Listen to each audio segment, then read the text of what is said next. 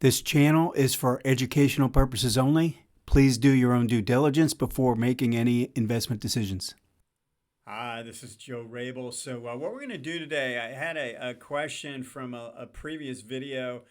Someone just asking me to go through how I use the 18 in different time frames to help with targets. And really what it is for me is it's a real good guiding point to determine where our key support levels will be in a stock as we're working our way through. If you break one time frame's 18, then the next higher time frame's 18 is likely to come into play. I'm going to show you all this and go through several examples just so you get a real good feel for how it can be used. All right, let's go ahead and get going. Now, if you do want to learn more about some of these techniques, I would suggest starting with my book. You can click the link in the description to find out more. Also, if you do enjoy this content, please hit the like button and also subscribe. All right, I want to go through several different stocks, but we've got the charts. So just so you know, we've got a monthly chart here in the bottom right, weekly on the bottom left, right? And the weekly is in the bottom right, and then a daily in the upper right, and I've got an hourly up here. I want to use as for a few examples. All right, so we've got these time frames, and I do like to look at them like this. I'd start with the big time frame and work my way down to the weekly, and then to the daily, then to the hourly. But when we're actually topping out after a move to the upside, so we get this big move to the upside, it's not going to show up on the monthly first. It's going to show up on the hourly. But I'm just going to focus here on the daily chart. We can see back in July of last year, we broke the daily chart. It had basically been rising until this point where it essentially topped out. That was right up here around 180, right? So we know when that happens, our target area for the drop is the 18 week. If we break the 18 week and that line starts to roll over, in this case, what happened is we got a rally while it was rolling over, basically telling us, okay, there's a lot of risk in this to come down to the 150 mark.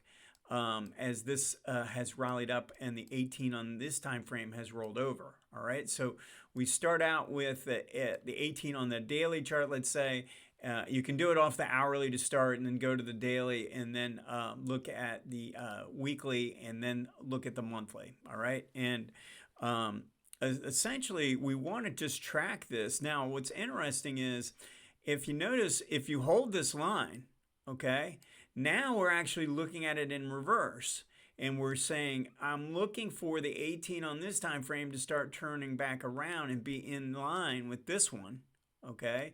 And then we look for a pullback, we get a little higher low, and we hold this 18. Now we're turning back to the upside, okay? But we don't want to skip a time frame in this situation. In most cases, we don't want to go from here to here. We want to go from this time frame back to this time frame, and then look for an entry on the smaller time frame. So a pullback to the 18-day here or something like that would be a potential test of this time frame. So we can do that right now. Let's just look at a few other examples. So if we look at something like ACN, let's look at the reverse of this. So let's just say you're looking at this decline. You see this turning here, and you see how far away we are from the 18-month line. So this stock, let's call it 275, and the 18-month was up around 325. So you have some room to play to the upside. Now, you'd have to go down to the smaller time frame, and you can see where the shift takes place, and you get a nice shift in the trend. You basically break the downtrend line, and you form a reversal. It gets going here. Now you know this move to the upside is the target is the weekly chart, the weekly 18. All right, we've got support from the daily 18, and we've got a pattern developing on the hourly, so that we've got the hourly and the daily working on this trade to the upside with a target to the 18 week, right? So it's a short-term trade. You're playing it just a counter trend, okay? But you're using the higher time frames, 18, to help you determine what is taking place. Look at something like CMI. Look at the dip that took place here. We finally broke the 18 week here in the first quarter of 2025, and we knew we had to go to this time frame to figure out what our target was. It came down, it overran it a little bit. By the end of the month, it was right there, and then so again, that's right around the 300 mark. So what you would do with this is you'd wait for this to actually see how this was walking right along the 18, and then it started to turn up. Now we know we're back in line. We've got 2 time frames with this 18 rising.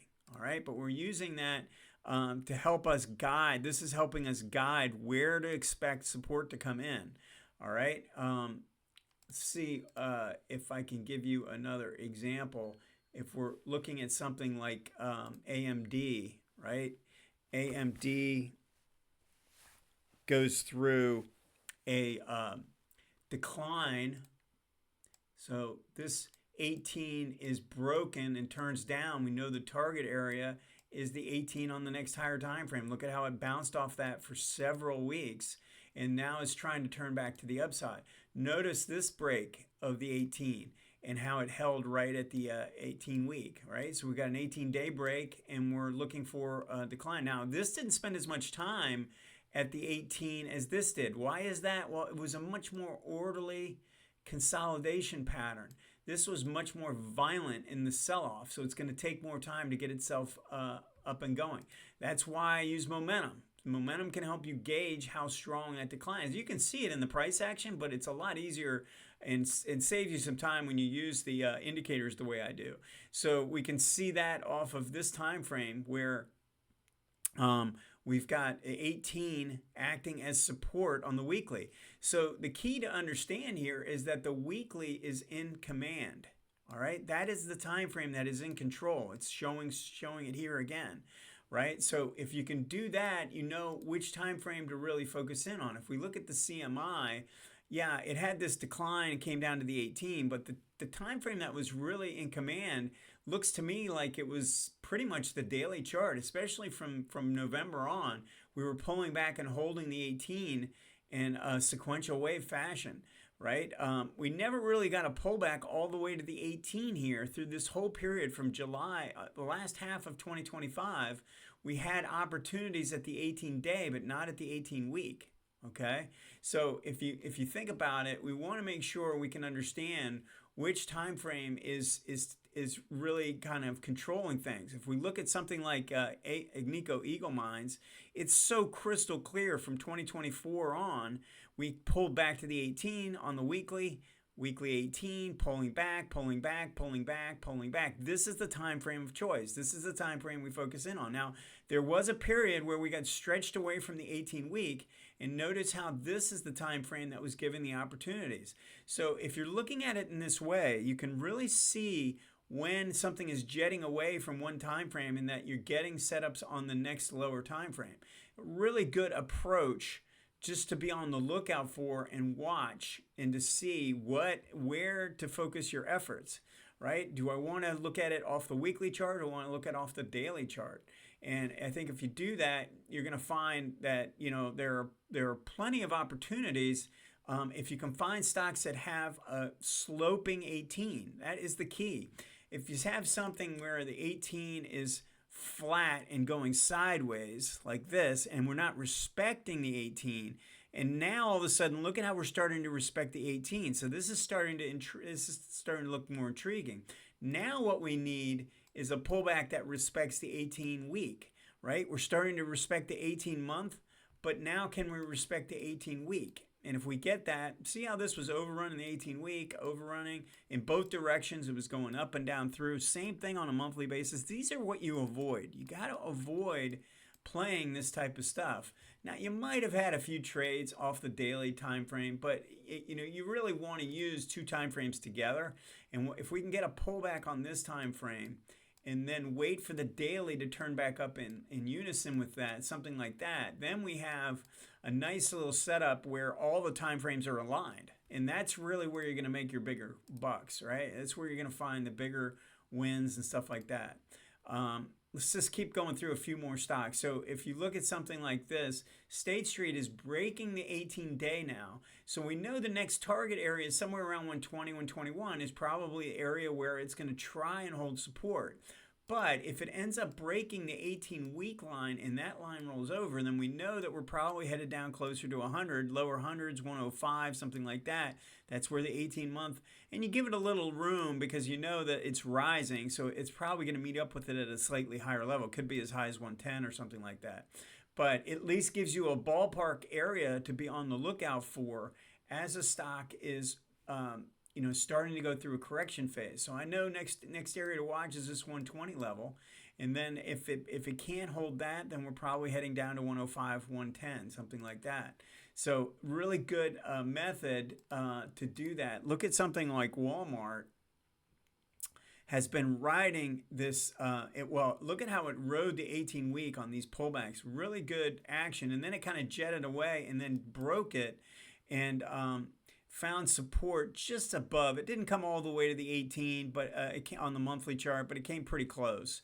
And then turned back around, got back above the 18-week, and then has been trending to the upside. So we're looking for a sign of failure where the 18 rolls over, and that'll tell. That's exactly what was happening with these. All these pullbacks were pullbacks to the 18.